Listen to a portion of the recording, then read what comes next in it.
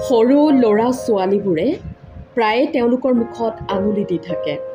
বহুতেই সাধাৰণতে বুঢ়া আঙুলিটো চুপি থাকে।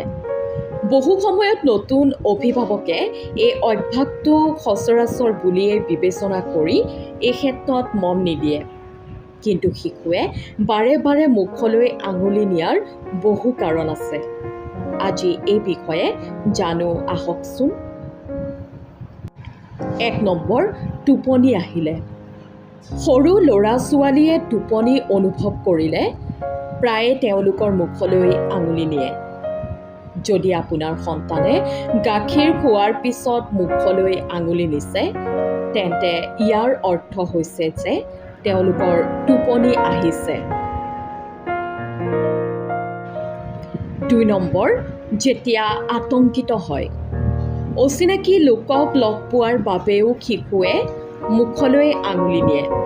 ইয়াৰ কাৰণ হৈছে অচিনাকি মানুহ দেখিলে তেওঁলোক আতংকিত হৈ পৰে।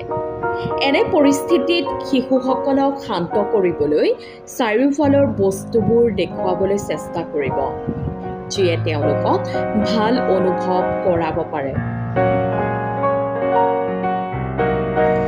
3 নম্বৰ, দাঁত ওলোৱাৰ বাবে। সৰু ল'ৰা ছোৱালীৰ দাঁত ওলোৱাৰ সময়তো মুখলৈ আঙুলি নিয়ে, কিয়নো এই সময়ছোৱাত তেওঁলোকৰ আলুত খজুৱতি হয় আৰু যেতিয়া তেওঁলোকে মুখত আঙুলি দিয়ে, ই তেওঁলোকক সকাহ অনুভৱ কৰায়।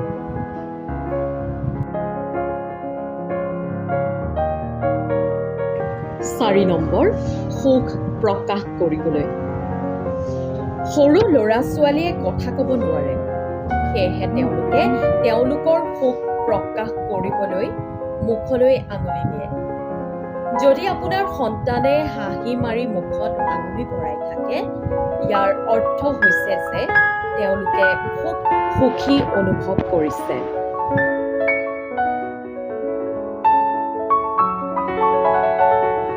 5 নম্বৰ, ভোক লাগিলে।